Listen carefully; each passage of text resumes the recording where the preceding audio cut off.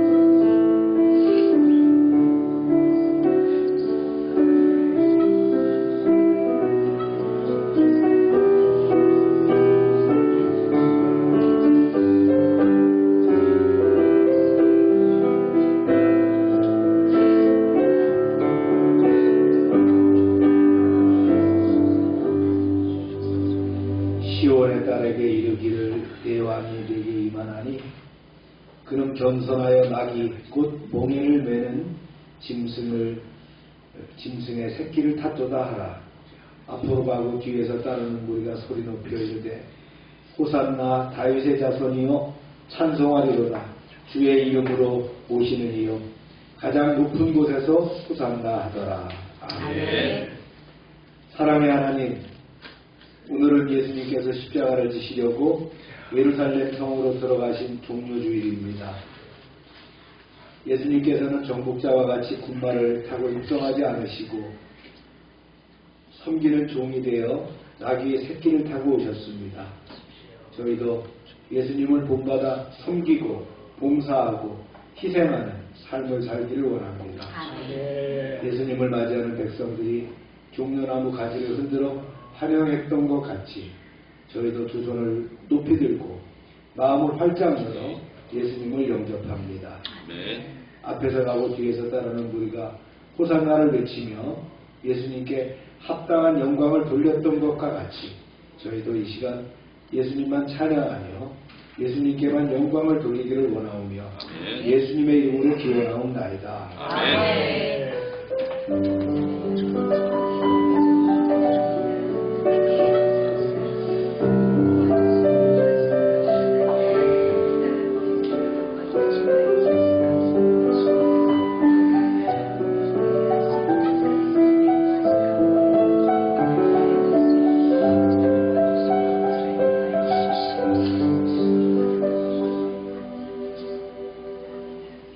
전능하사 천지를 만드신 하나님 아버지를 내가 믿사오며 그 외아들 우리 주 예수 그리스도를 믿사오니 이는 성령을 잉태하사 동정녀와 알게 하시고 본주 빌라도에게 고난을 받사 십자가에 못 박혀 죽으시고 장사한지 사흘 만에 죽은 자 가운데서 다시 살아나시며 하늘에 오르사 전능하신 하나님을 배반하게 되사 저희로서 산자와 죽은 자를 심판하러 오시리라. 성령을 믿사오며 거룩한 공의와 성도가 교통하는 것과 죄를 사하시는 것과 몸자에 사는 것과 영원히 사는 것을 믿사옵나이다. 아멘. 자리에 앉으시기 바랍니다.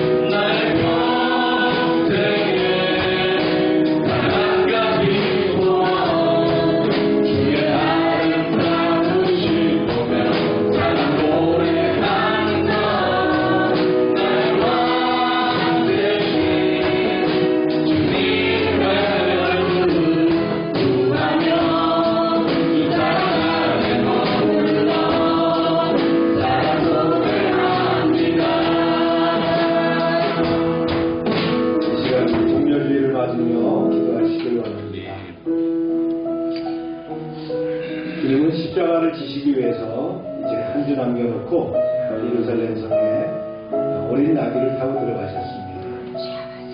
그 길은 바로 우리의 사랑을 위한 그런 헌신의 길이요 또 희생의 길인 줄로 믿습니다. 이 시간 주님을 위해서 기도하며 또 우리의 가정과 사업장을 위해서 기도하고 여러분의 기도의 제목을 가지고 나아갑니다. 주여 하고 기도합니다. 주여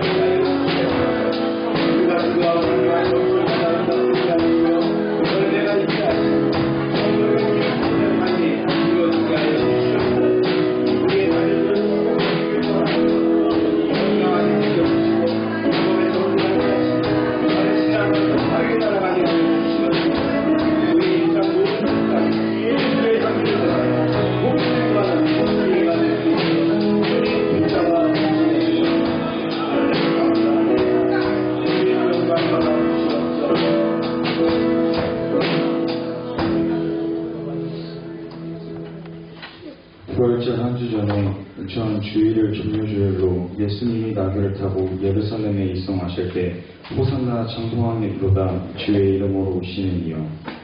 하나님 아버지, 오늘은 주님께서 예루살렘에 입성하신 종료주일입니다. 그날 백성들은 종려가지를 들며 호산나 장동왕이로다 주의 이름으로 오시는 이여 다윗의 자손이며 환호하던 그날의 그 영광의 날을 기억합니다. 그러나 그 뒤에는 고난의 길이었습니다. 저희도 주님처럼 어떤 고난과 역경이 와도 주님만을 바라보는 자녀가 되게 도와주시옵소서. 주님, 저희는 그 일을 기억합니다. 주님께서 십자가를 지시고 올라가시면서 고통 많으신 걸 압니다. 그렇지만 저희는 그 주님이 겪은 고난을 알고서도 죄를 짓습니다. 그런 연약한 저희를 모두 용서해 주시옵소서. 우리를 위해 십자가를 지신 주님, 저희 모두 주님 앞에 나와 회개하게 도와주시옵소서. 우리에게 주님께서 주시는 것을 기억하며 주님의 뜻을 구하게 하소서. 하나님, 이 시간 모두 국권을 위하여 기도합니다. 대한민국을 지키기 위하여 희생하는 청년들에게 은혜를 더하게 주옵소서. 자신의 삶의 일부를 희생하고 위험한 훈련 속에서 자신을 희생하는 청년들에게 안전을 위해 도와주시옵소서. 현재 해병대에 들어가 있는 이춘 형제에게도 큰 복을 더해주셔서 건강하게 전역할 때까지 돌봐 주시옵소서. 하나님 아버지, 우리 교회를 위하여 기도합니다. 주님의 뜻과 계획대로 교회가 성장하게 하시고 모든 성도들이 성령의 인도하심을 따라 교회를 이끌어갈 수 있도록 도와주시옵소서. 여기 모든 성도 각 가정을 지켜주시고 축복하여 주시옵소서. 하나님, 이 자리에 참석하지 못한 일도 기억해 주시옵고 그들이 하나님 앞에 나와 찬양과 경배를 드리게 하여 주시옵소서. 고난 주간을 통해 예수 그리스도의 십자가 구속의 은혜를 더욱 깊이 알기 원합니다.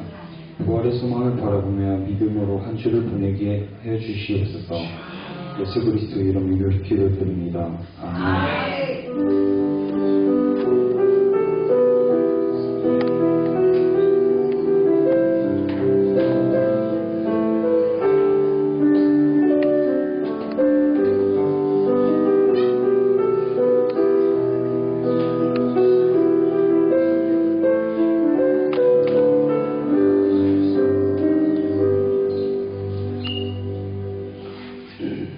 알림마당 광고 시간입니다. 오음교 기도할 때 완전히 동굴에서 나오는 목소리인데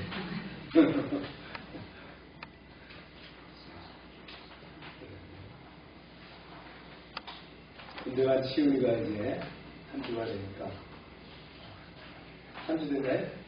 2주? 네? 주말에 아마 핸드폰을 사용하다 보니까 전화가 자주 옵니다. 아침에 예배 드리기 전에도 또 할아버지한테 전화가 오고 이모 할머니 고모 자꾸 전화하란대.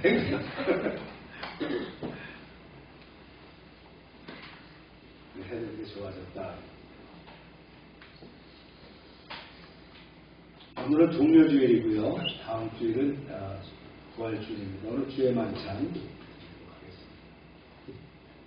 우리가 전도를 늘 마음속에 두고 기도하고 해서 큐티 열심히 해주시고 오늘 저는 카레라에서 오렌지와 도넛입니다. 다음 주일에 부활절 경험을 나누도록 하겠습니다. 프로그램도 진행하고요. 서지역 연대사업으로 5월 들어갑니다. 5월도 1년에 몇 번가요? 글쎄 몇 번씩 가잖아요.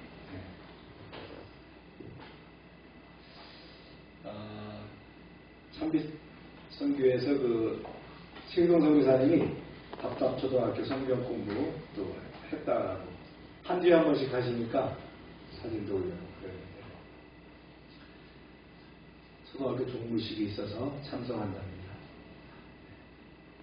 종무식 겸 아마 졸업식인 것 같아요. 그리고 그다음에 3주 방학하고 난 다음에 또 시작합니다. 학용품도 좀 나눠주겠다 이렇게 함께 읽을까요? 시작. 모든 것을 생각하여 성을 읽느니라. 맞습니다. 시작. 이 일들을 증언하고 이 일들을 기록한 제자가 이 사람이라. 우리는 그의 증언이 참된 줄 아노라. 예수께서 하신 일이 이 외에도 많으니 만일 나같이 기록된다면 이 세상이라도 이 기록된 책을 두기에 부족할 줄 아노라.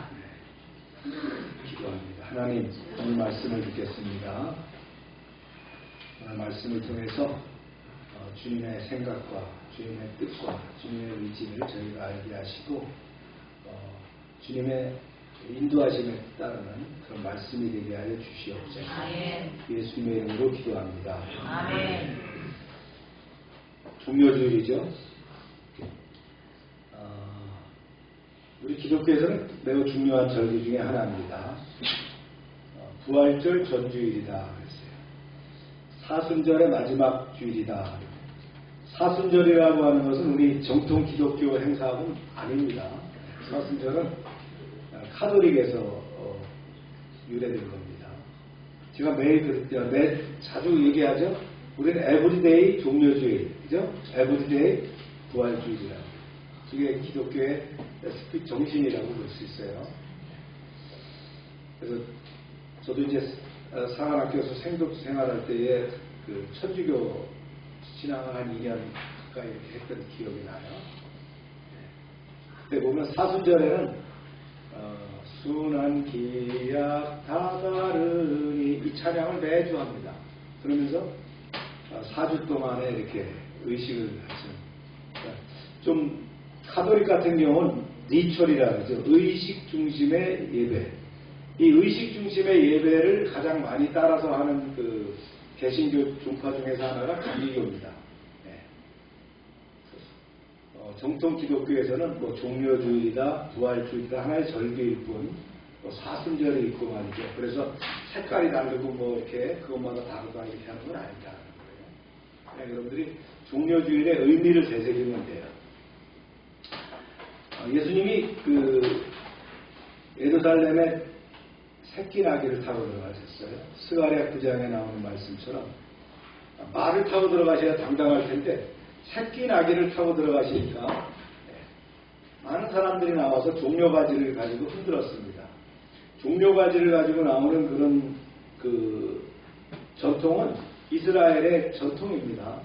그래서 종려바지를 흔들면서 예수님을 맞아들이고 자기 겉옷을 벗고 깔아드리고 이런 의식을 했던 것이죠. 즉 이것은 뭐냐면 예수님이 메시아다라고 하는 것을 의미하는 그런 행사였다는 거예요. 우리가 몇 가지를 이제 그 의미를 나눠봅니다. 종료주일은 고난주간의 시작을 알리는 거예요. 종료주일이 요일로 따지면 일요일이거든요.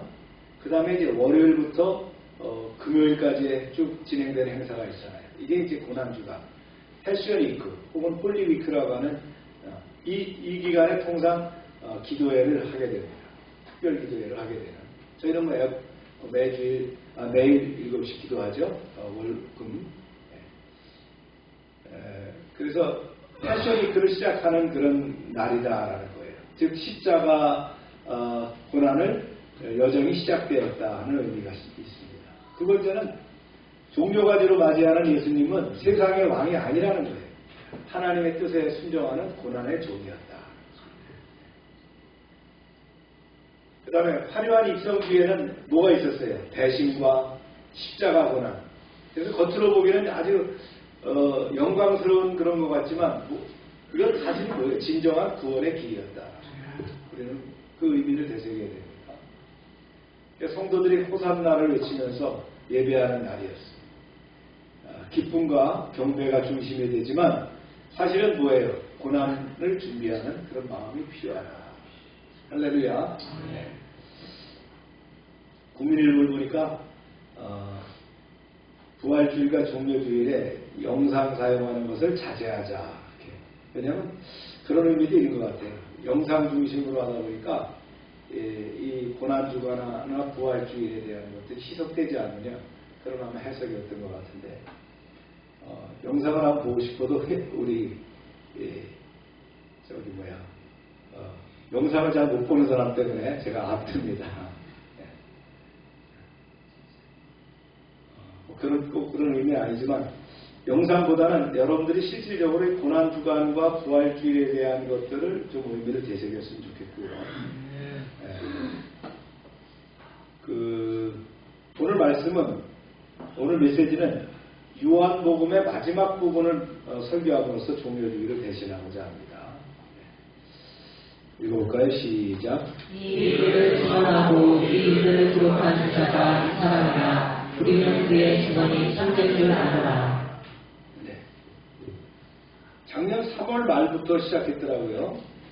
1년이 됐습니다. 그러니까 작년 3월 말이 종료주일 부활주일이거든요. 그때부터 시작을 해서 요한복음을 다뤘는데 1년이 넘어서 이제 말씀이 오늘 종료되게 됩니다. 여기서 제자가 나오는데 제자는 요한을 가리키죠. 세베대의 아들이고 야고보의 동생입니다. 그래서 예수님의 세 제자 그럼 누굽니까?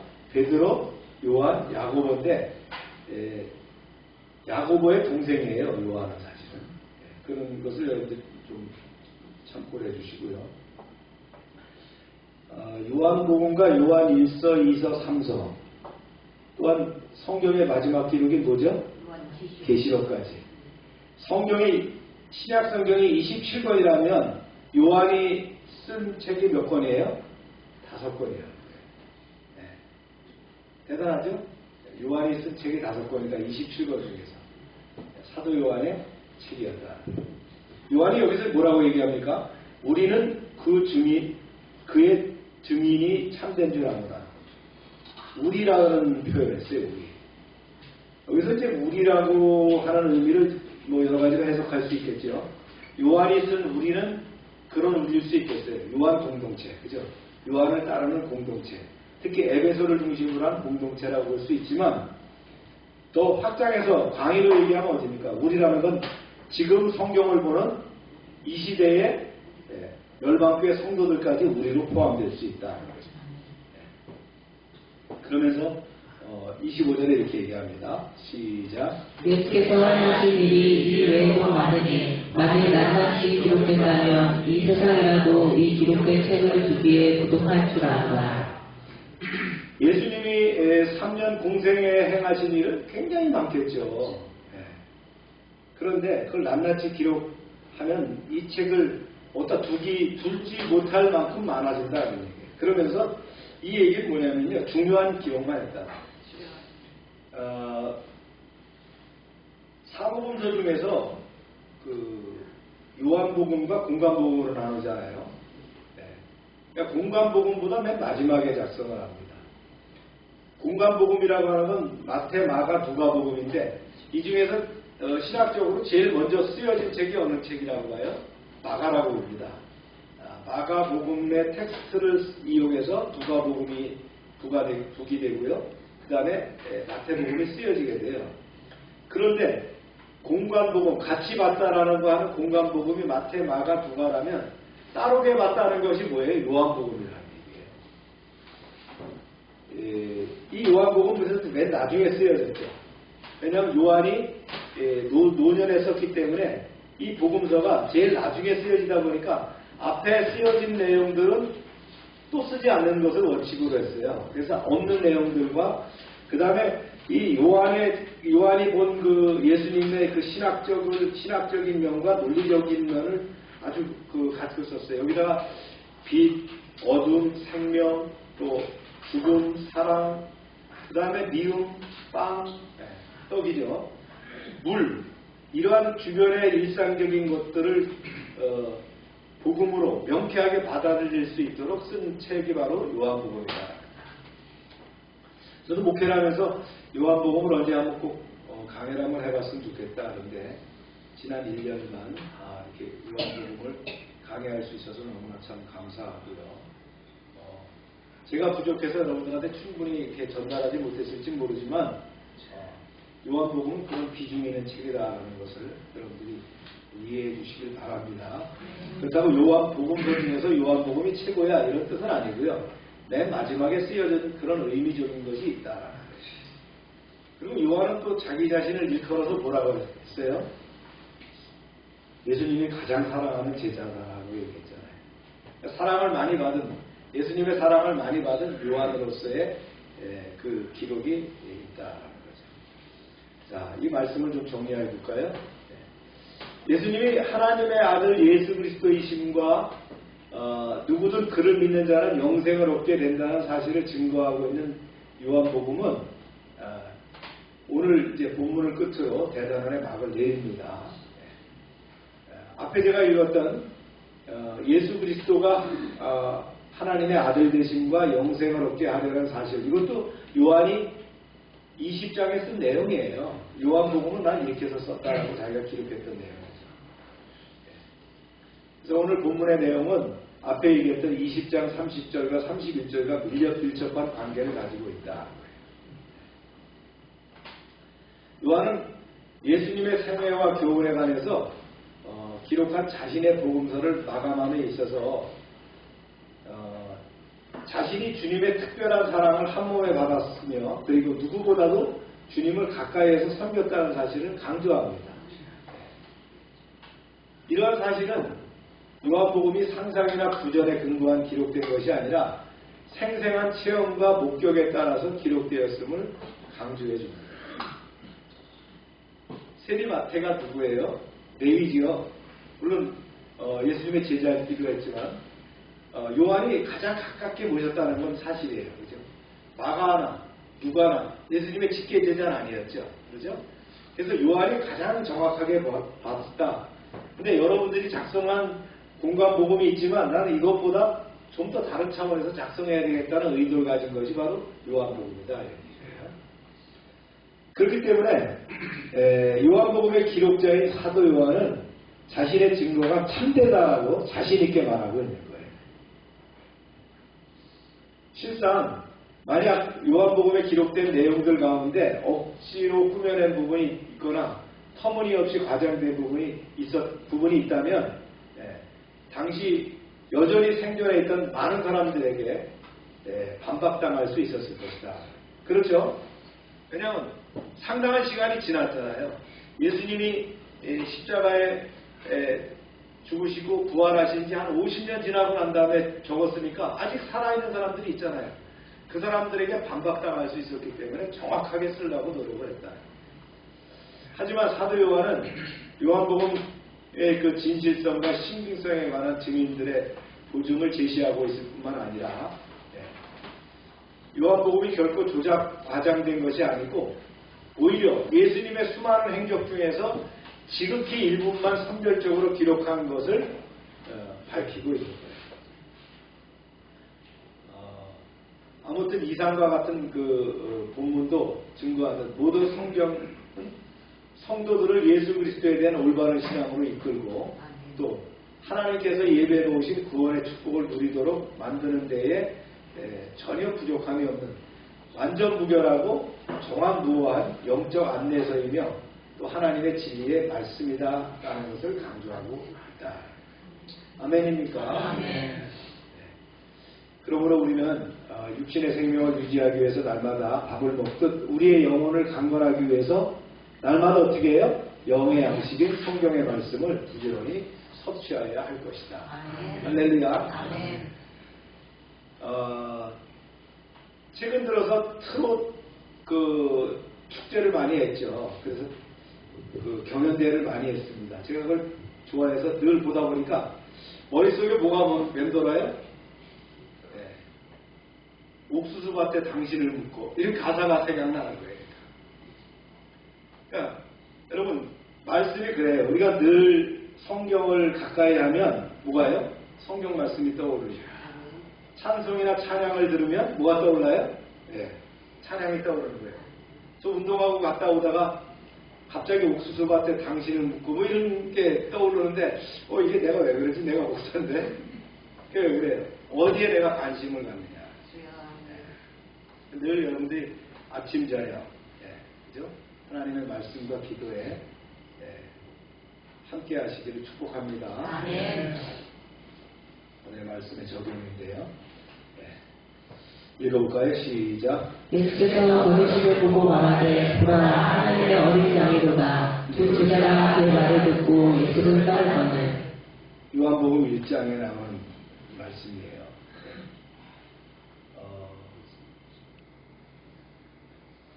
예수님을 보고 하나님의 어린 양이다라고 얘기했어요. 그때 두 제자가 들었어요. 그리고는 두 제자가 예수님을 따라가는데 그 중에 하나가 누구냐 이렇게 얘기하죠. 시작. 요한의 말을 듣고 예수를 따르는 두 사람 중에 하나는 시몬 베드로의 형제 안드레라. 그 다음 절에 보면 안드레가 자기 형제 시몬을 찾아가서 전도합니다. 베드로가 베드로에게 전도를 한 사람이 누구예요? 형제 안드레라는 거예요. 보세요. 시작. 그가 먼저 자기의 형제 시몬을 찾아 말하되 우리가 메시아를 만났다 하고 메시아는 번역하면 그리스도라. 데리고 예수께로 오니 예수께서 보시고 이르시되 내가 요한의 아들 시몬이니 장차 게바라하리라 하시니라. 게바는 번역하면 베드로라. 안드레가 자기 형제 베드로를 일단 예수님께로 데리고 와서 예수님을 소개한 것으로 보입니다. 그리고 예수님은 이 두 형제 안드레와 베드로를 다시 해변에서 만나시거든요. 그리고 이 두 형제를 제자로 부르셨어요. 시작. 갈릴리 해변에 다니시다가 두 형제 곧 베드로랑 시몬과 그의 형제 안드레가 바다에 금을 던지는 것을 보시니 그들은 어부라 말씀하시되 나를 따라오라. 내가 너희를 사람을 낚는 어부가 되게 하리라. 그 다음 절에 이렇게 증언합니다. 그들이 곧 그물을 버려두고 예수를 따르리라. 어부에게 그물은 밥줄이죠. 그물을 버린다는 것은 굉장한 희생사건입니다. 그러나 그들은 그물을 버려두고라도 예수님을 따라가야 될 가치가 있는 분이라는 걸 느꼈어요. 그 순간부터 어떻게 합니까? 베드로는 제자의 삶을 살게 되었다. 3년이라는 세월을 주님을 따라다녔습니다. 거기서 이제 베드로의 성격대로 말이죠. 으뜸 제자로서의 위치를 붙여놨어요. 그러다가 결국 어떻게 됐어요? 예수님이 순환당하실 때 세 번 예수님을 부인하는 사건이 생겼죠. 자기는 절대 아닙니다 라고, 절대 저는 안 그렇습니다 라고 했는데 그렇죠. 결국 자기가 그런 예수님을 부인하는, 배반하는 사건이 벌어집니다. 그래서 그런 아픈 마음을 안고 있는데 예수님이 부활하셨죠. 그리고는 이제 예수님이 수련회를 가지셨어요. 어디서요? 디베라 바닷가에서 수련회를 가지시면서 거기서 예수님께서 3번이나 질문하시고 3번의 답변을 듣고 권면을 하셨던 거예요. 그렇다면 베드로와 함께 주님의 제자가 되기를 원하는 우리는 어떤 마음으로 주님을 따라야 될 것이냐. 주님이 뭐라 했어요? 나를 따라오라 했잖아요. 어떤 제자가 될 것이냐. 오늘 그 말씀을 나눕니다. 첫 번째가요. 마지막 승리를 믿고 주를 따라야 됩니다. 여러분 우리 인생 가봐야 압니다. 지금 성공하신 분도 있겠지만 지금이 엔드스테이트라고 생각하는 분도 있지만 인생의 엔드스테이트가 있다는 거예요. 거기까지 마지막 승리까지 따라가야 된다. 그래서 이제 주님은 시몬에게 뭐라고 했어요? 마지막에 어떻다 했어요? 하나님께 영광을 날이 있을 것이다. 이렇게 결론을 말씀하셨거든요. 보세요. 시작. 내가 진실로 내게 이르노니 내가 젊어서는 스스로 띠뛰고 원하는 곳으로 다녔거니와 늙어서는 내 팔을 벌리리니 남이 내게 띠뛰고 원하지 아니하는 곳으로 데려가리라. 네. 여기서 베드로가 팔을 벌린다라고 하는 것은 십자가에 눕히는 걸 얘기하는 거겠죠. 띠를 띄운다. 띠가 모르겠어요. 뽕뽕 붙인다라는 얘기겠죠. 결박당할 것이다. 네. 옷이나 밧줄로 고정시킬 것이다. 이런 의미가 포함되어 있습니다. 그러면서 이 내용 자체가 뭐예요? 명백하게 베드로가 순교할 것이다 라는 걸 얘기합니다. 순교자의 삶이라는 건 사실 우리 기독교에 있어서 최고의 영광 아니겠어요? 네, 이어지는 말씀입니다. 시작. 이 말씀을 하시는 베드로가 어떠한 죽음으로 하나님께 영광을 돌릴 것을 가리키시리로라. 네. 교회 전통을 따르면 주후 61년 7월에 시몬 베드로가 네로 황제에 의해서 십자가에 거꾸로 못 박히는 사건이 벌어지게 됩니다. 자기는 주님처럼 똑바로 매달리지 못하겠다는 거예요. 그래서 자청해서 거꾸로 매달렸다는 것으로 전해옵니다. 네, 기독교 미술가들은 이 전승을 어떻게 했습니까? 그 그림으로 그린 걸 보였죠? 우리가 얼마 전에 한번 본 적 있잖아요. 19절의 말씀은 뭐예요? 명확하게 베드로가 이런 죽음으로 하나님께 영광을 돌릴 것이라고 주님이 말씀하신 것을 증언합니다. 그 말씀 후에 뭐라고 했어요? 네, 나를 따라오라 말씀하십니다. 즉 이게 뭡니까? 내 인생의 마지막 승리를 믿고 나를 따르라는 거예요. 이것이 중요한 인생의 결론입니다. 아멘입니까? 그래서 서양 사람들은 한 사람의 인생의 평가에서 마지막 중요한 결선을 뭐라고 했냐면 잘 마치는 것이라고 했어요. Finishing well이라고 했습니다. 삶의 과정에서 누구나 소위 뭐가 있어요? 오르막과 내리막이 있어요. 오르막과 내리막을 할 때에 그 사람의 인생이 끝이다라고 보면 안 돼요. 엔드스테이트가 있는 거죠. 마지막 닿는 피안이 있다는 거예요. 마지막에 도착하는 그 지점이 있다. 실패와 수치의 순간이 없었던 인생은 없어요. 다 업다운이 있어요. 이런 인생 가운데 주님께서는 우리에게 뭘 예비하신다고요? 최후 승리를 예비하신다. 마지막의 승리를 믿고 우리가 주님을 따라가야 된다. 중간에 포기하면 안 됩니다. 네. 중간에 포기하면 끝이에요. 우리가 진짜 끝장에 있다는 거예요. 거길 따라가야 되는 거예요. 예수님은 그 마지막 승리를 도울 테니 너는 나를 따라오너라 이렇게 말씀하신 거예요. 그냥 나를 따라와봐가 아니고요. 마지막에 승리가 있어. 그러니까 이제 나를 따라오라는 거예요. 베드로는 주님의 말씀을 기억하기 때문에 나를 거꾸로 왜 따르라 하는 그런 용기를 발현했을 것이라고 믿습니다. 죽음의 모습은 사람마다 다를 수 있어요. 그러나 베드로와 함께 로마에서 목배임을 당한 순교자 누가 있어요? 바울이 있죠. 바울은 마지막 증언을 뭐라고 했어요? 이렇게 얘기했습니다. 시작. 나는 선한 싸움을 싸우고 나의 달려갈 길을 마치고 믿음을 지켰으니 이제 후로는 나를 위하여 의의 멸관이 예비되었으므로 주 곧 의로우신 재판장이 그날에 내게 주실 것이며 내게만 아니라 주의 나타나심을 사모하는 모든 자에게도니라. 그렇습니다. 주의 나타나심을 사모하는 모든 충성된 성도들에게 하나님의 동일한 승리의 면류관을 언약하십니다. 여러분도 그 마지막 승리를 믿고 다시 신실한 마음으로 부활의 주를 따르기를 결심하십니까? 우리의 엔드스테이트, 우리의 마지막은 무엇일까? 주님이 예비하셨고요. 주님은 우리에게 말씀합니다. 실망하지 말고 낙심치 말고 나를 따라오너라. 내가 너를 영광의 길로 인도하리라. 주님을 믿고 따르는 여러분 되시길 축복합니다. 네. 두 번째, 어떤 마음으로 주님을 따라야 될 것이냐. 비교하지 말라. 우리가 인생에 있어서 우리 에너지를 가장 많이 뺏길 때가 언제냐면요. 남하고 비교할 때예요. 사람은 저마다 은사가 다릅니다. 오늘도 우리가 아이들하고 이제 은사에 대해서 성경에 나오는 은사들을 배웠는데 수많은 은사가 있어요. 지금은 뭐 수를 셀 수 없을 만큼의 그런 은사가 개발되어 있다고 봅니다. 각각 다른 소명을 받고 살아가고 있어요. 다 다릅니다. 네. 삶의 색깔이 다 다른 거예요. 그걸 보면서 너무 부러워하고 비교할 필요 없다. 그런데 우리가 우리 시선이 자신의 최선이 아닌 이웃의 성공에 꽂히는 순간 우리의 소명의 발걸음이 적지 않게 흔들릴 수 있다. 그러니까 우리가 의식해야 됩니다. 나는 비교할 필요가 없다. 내 인생은 하나님이 내게 부여한 인생이다. 아멘입니까?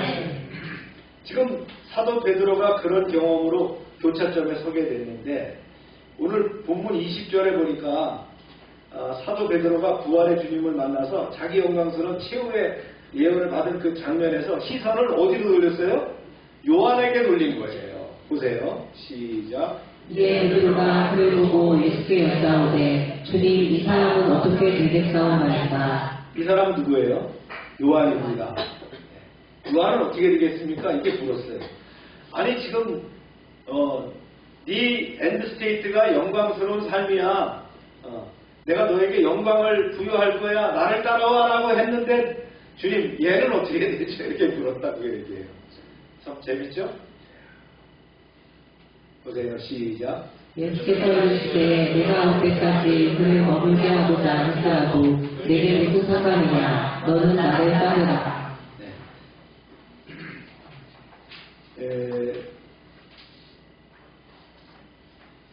신경 쓰지 말라는 거예요. 비교하지 말라는 거예요. 그냥 너는 나를 신실하게 따라오면 돼. 이런 얘기를 하는 거예요. 우리가 비교의식의 참 대표적인 인물이라고 할 수 있는 게 영화 아마데우스에 보면 누가 나오죠? 살리에리가 나옵니다. 그는 왕의 궁정확장까지 올라간 그 시대의 음악의 최고봉까지 올라갔는데 모차르트를 만나요. 모차르트를 만나는 순간에 뭐에 빠져요? 질투의 영에 빠지는 거예요. 성경에 그런 인물 누가 있어요? 대표적인 인물. 여러분들이 생각하는 이 질투 때문에 망한 사람이 누가 있어요? 사울왕이잖아요. 아니, 자기 사이인데 바울을 만나는 순간에 질투의 영에 빠져가지고 귀신이 들려가지고 결국은 헤매다가 죽는 거예요. 그렇죠? 이렇게 빠지면 안 된다. 보세요. 이게 살리엘과 그 고해 성사를 하면서 했던 얘기. 모차르트 그 이름을 안 순간부터 그 존재는 내 뇌에서 벗어난 적이 없었어.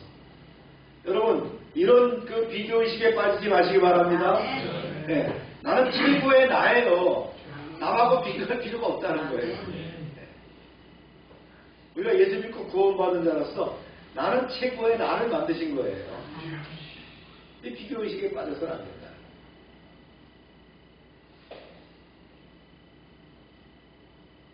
그렇습니다. 하나님은 나에 대한 계획을 갖고 계시고요. 네. 다른 사람하고는 틀린다는 거예요. 하나님은 분명히 나에게 있어서 세상의 그 마지막 그 시간을 마련한 줄로 믿습니다. 네. 그래서 주님은 우리에게 말씀하셨어요. 나를 따라오너라. 의심하지 말고 비교하지 말고 나를 따라오너라 말씀하셨어요. 그 말씀에 순종한 여러분 되시길 축복합니다. 그렇습니다. 상관 말고 너는 너의 은사에 집중해서 나를 따라오너라. 내가 너를 영광스럽게 하리라. 할렐루야. 세 번째는요. 말씀에 의지하라는 거예요. 말씀에 의지하라. 지침서죠. 이게 지침서라는 거예요. 보세요.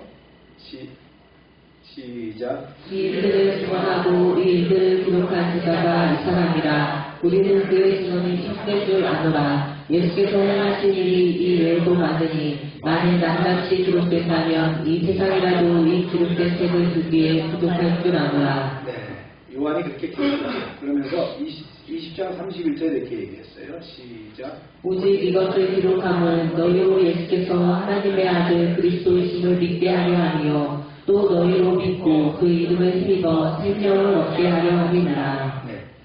요한복음을 기록한 목적이 뭐라고요?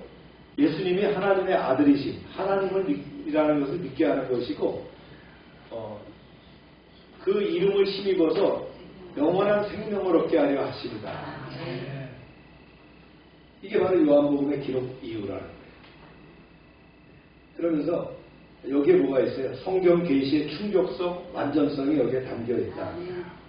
시편 119편의 놀라운 고백을 우리의 고백으로 할 수 있으면 좋겠어요. 시작. 주의 말씀의 맛이 내게 어찌들이 단지요 내 입에 꿀보다 더 다니이다. 네. 말씀을 사모하면 말씀이 어떻다고요? 꿀보다 더 달다. 그 다음 주의 말씀은 내 발의 등이요 내 길의 빛이니이다. 내 말씀이 어떻게 해요? 우리를 인도하는 등불이 된다는 거예요. 시작. 내 말씀대로 나를 붙들어 살게 하시고 내 소망이 부끄럽지 않게 하소서. 우리가 세상에 많은 정보가 있어요. 그죠? 그러나 그것이 중요한 게 아니라는 거예요. 기록된 말씀이 중요하다는 거예요. 또한 선포된 말씀이 중요하다는 거예요. 할렐루야. 부활하신 주님의 놀라운 선물은 뭐라고요? 네, 말씀이라는 거예요. 말씀. 철로역정이라고 하는 존 버넷의 책을 보면 이제 주인공 크리스천이 십자가 언덕에 도달합니다. 그때 천사가 첫 번째 천사가 뭐라 하냐면 내가 제사함을 받았다라고 선포합니다. 그리고 두 번째 천사가 무더기 옷을 벗겨주고요 새 옷을 입혀줍니다. 이건 부활체를 의미하겠죠. 세 번째 천사가 이마에 인을 치고요. 그리고 또 이제 선물로 주는 것이 뭐냐면 두루마리 성경을 줍니다. 그러면서 늘 이 말씀을 가까이 하고 읽으라. 이 말씀의 인도를 받으라고 합니다. 그렇습니다. 우리가 이 성경책은 집에 잘 모셔두라고 놔둔 책이 아니다. 읽어야 되겠죠. 물론 이제 요즘은 종이책만이 아닙니다. 핸드폰으로 볼 거나 컴퓨터로 볼 수 있는 문자화되어 있는 그런 시대를 살아가니까 우리가 그것에 포함되어 있는 내용은 늘 진리가 늘 말씀을 읽고 따라갈 수 있어야 됩니다. 다독도 중요하겠지만 아주 적은 분량이라도 정독하는 것이 중요하겠죠. 그게 큐티입니다. 큐티를 통해서 매일매일 말씀을 붙들고 나간 여러분 되시길 바랍니다. 그렇습니다. 성경은 우리에게 참 좋은 선물입니다. 이 기록된 말씀을 붙들고 우리가 주님을 따라갈 때에 어디에 이른다고요? 영광의 승리에 도착할 수 있다. 아멘. 그런 여러분 되시기를 주의 이름으로 축원합니다. 아멘. 기도합시다.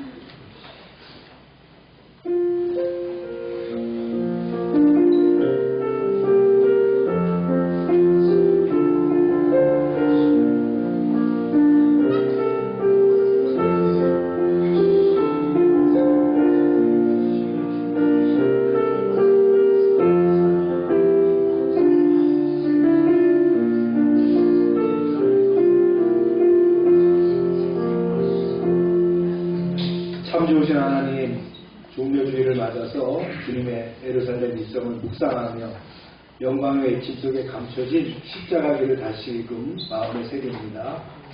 사람들의 호산나 외침 뒤에 숨어있던 배신과 고난의 그림자를 보며 우리도 얼마나 자주 입술로는 주를 찬송하지만 삶으로는 주를 부인했던가를 고백합니다. 주님, 이 시간 우리의 교만함과 비교하는 마음, 실패를 두려워했던 연약함을 회개하오니 용서하여 주시옵소서. 주님, 오늘 요한복음 마지막 장을 통해서 다시금 부르시는 주님의 음성을 듣습니다. 너는 나를 따르라. 세상의 시선을 의식하지 않고 타인의 걸음을 비교하지 않고 다만 나를 부르신 주님의 음성에만 귀를 기울이며 순종하게 하옵소서. 과거의 실패가 아니라 주께서 예비하신 마지막 승리를 바라보며 따르게 하옵소서. 하나님, 우리가 육신의 양식을 구하듯 날마다 성경 말씀을 사모하게 하시고 주의 말씀을 우리의 삶의 등불로 삼게 하여 주시옵소서. 요한이 증언한 그리스도, 죽음을 이기고 부활하신 예수 그리스도를 붙들며 영원한 생명을 소망하는 자로 살아가게 하옵소서. 주님, 이 종료주일에 다시금 고백합니다. 주님은 나의 왕이십니다. 주님은 나는 주님의 제자입니다. 끝까지 주님을 따르겠습니다. 내 생애의 결론이 하나님께 영광이 되게 하여 주시옵소서. 합력하여 선을 이루신 하나님, 주님의 섭리와 주관하시니 온전한 신앙 안에서 감당치 못할 시험을 이기며 주님의 놀라운 표적을 보는 2025년 되게 허락하여 주시옵소서. 예수님의 이름으로 기도합니다. 이어서 우리가 주의 만찬 하겠습니다. 주님의 피로 사심을 입은 여러분, 성찬식은 예수 그리스도를 기념하며 그의 재림하실 때까지 그의 죽으심을 기억하게 하는 예식입니다. 우리의 죄를 위해서 살을 찢기시고 피를 흘리신 주님의 은혜를 기억하면서 죄를 버리고 의롭게 살아가는 그런 주님의 자녀가 되기를 소망하기를 원합니다. 오늘 주님의 떡과 잔에 참여하는 여러분 됩시다. 기도합니다. 사랑의 하나님, 십자가에 죽으신 하나님의 아들 예수 그리스도의 은혜를 인하여 주님을 찬송합니다. 저희 자신의 의로는 감히 주님의 만찬에 참여할 수 없지만 이제 주님의 은혜로 이 만찬에 참여하게 되었습니다. 저희의 죄악을 사해 주시고 심령을 깨끗하게 하여 주시옵소서. 저희에게 새로운 심령을 허락하시고 살아계신 주님을 주님께 나아가는 자 되게 하여 주시옵소서. 예수님의 이름으로 기도합니다. 말씀을 읽겠습니다. 시작. 그들이 먹을 때 음식과 떡을 가져다 때와 분야들에게 주시며 이르시되 받아서 먹으라, 이것은 내 몸이라 하시고 또 잔을 가져가 감사 기도하시고 그들에게 주시며 이르시되 너희가 다 이것을 마시라.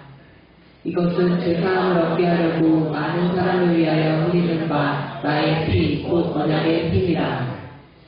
주님께서 잡히시던 날 밤에 떡을 가지고 축사하시면서 떼어주셨습니다. 이 시간 떡을 나눌 때에 십자가에 달리신 주님의 몸을 기념하면서 주님의 성찬에 참여하시길 바랍니다.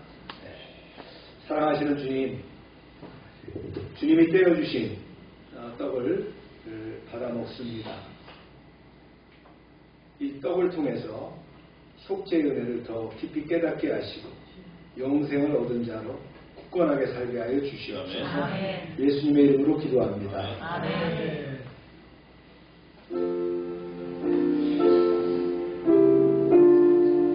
이것은 하늘로부터 내려온 떡이 조상들이 먹고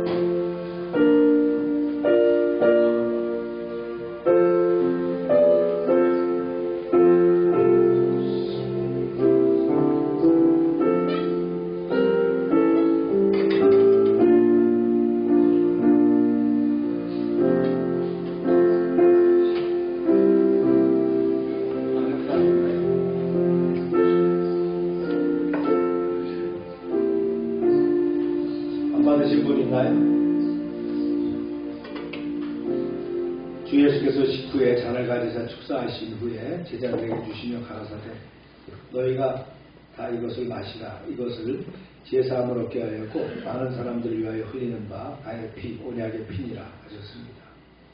이 시간 잔을 받을 때에 구원의 언약을 깊이 기억하시고 구원받은 기쁨을 감사드리는 자 되시길 바랍니다. 거룩하신 하나님 아버지 주께서 우리를 위해서 흘리신 피의 언약을 잔으로 받습니다. 우리를 사랑하사 흘리신 그 사랑을 본받아 우리도 서로 용서하며 사랑하게 하여 주시옵소서. 예수님의 이름으로 기도합니다. 아멘.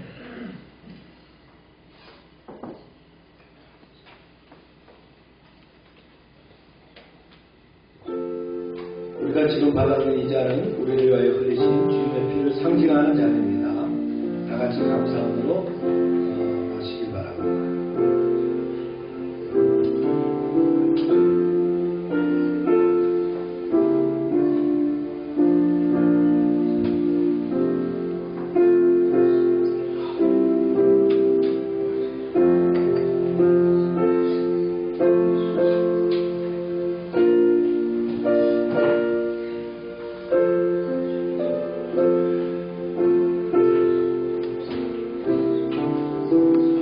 율법을 쫓아 거울을 물건이 비로소 정결케 하니 피 흘림이 없은즉 사함이 없느니라.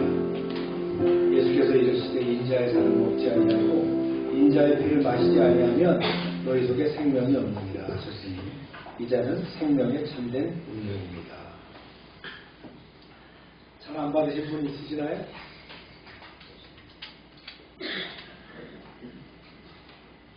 기도합니다. 거룩하고 자비로우신 하나님 아버지, 우리에게 구속의 은혜를 베풀어 주시니 감사합니다. 우리를 위해 죽으셨다가 다시 주 예수님을 삶의 주인으로 모시고 섬기며 순종하여 주의 뜻을 이루게 하여 주시옵소서. 예수님의 이름으로 기도합니다.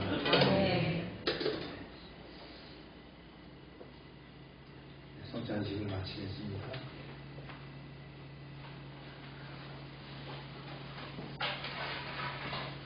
이 시간 다 같이 일어나셔서 마지막 찬송을 해보시고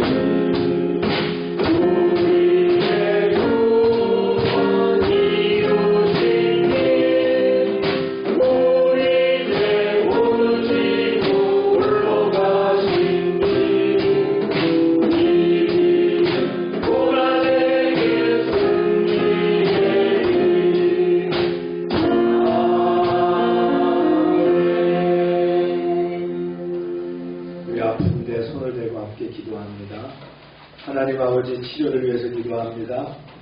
치료의 강사를 바라셔서 이 시간 우리가 세상의 방법으로 치료할 수 없지만 하나님의 능력으로 치료하여 주시옵소서. 아멘. 예수 이름으로 명령하노니 모든 질병은 떠나가고 완전하게 될지어다. 아멘. 더럽고 추한 것들은 다 떠나갈지어다. 아멘. 주님 이 시간 역사하셔서 우리를 깨끗게 하시고 새롭게 하시고 온전케 하여 주시옵소서. 아멘. 날마다 구원의 은총에 감사드리며 저희들에게 주신 물질을 이제 하나님의 것을 구별하여 하나님께 드립니다. 약속의 말씀대로 10의 1조를 드립니다. 감사 예물을 드립니다. 선교 예물을 드립니다. 주님 30배, 60배, 100배로 넘치게 하여 주시옵소서. 아멘. 하나님의 말씀을 삼가듣고 모든 명령을 지켜야 하는 백성들을 축복하사 세계 모든 민족 위에 뛰어나게 하여 주시옵소서. 아멘. 말씀에 순종하면 모든 복이 우리에게 그대로 미칠 줄로 믿습니다. 성읍에서도 복을 받고 들에서도 복을 받을 것이며 몸의 소생과 토지의 소산과 짐승의 새끼와 우양의 새끼가 복을 받으며 광주리와 떡반죽 그릇이 복을 받으며 들어와도 복을 받고 나아가도 복을 받게 하여 주시옵소서. 아멘. 대적이 일어나 우리를 치료할지라도 여호와께서 그들을 패하게 하시고 그들이 한 길로 치러왔지만 7길로 도망가는 역사가 있게 하여 주시옵소서. 아멘. 하나님께서 우리를 위하여 하늘의 아름다운 복을 열어서 우리의 땅에 때를 따라 비가 내리게 하시고 우리의 손으로 하는 모든 일에 복을 주셔서 많은 사람들에게 나누며 구워주게 하시고 또 머리가 되고 꼬리가 되지 않게 하시며 위에만 있게 하시고 아래에 있지 않게 하여 주시옵소서. 아멘. 이제 저희가 드린 이 물질 하나님이라는 게 귀하게 쓰임받게 하시고 쓰이는 곳마다 하나님의 영광과 역사하심이 드러나게 하여 주시옵소서. 아멘. 이제는 우리 주 예수 그리스도의 은혜와 하나님 아버지의 크신 사랑과 성령의 교통하심이 이제로부터 영원토록 함께 하시기를 축원하옵나이다. 아멘.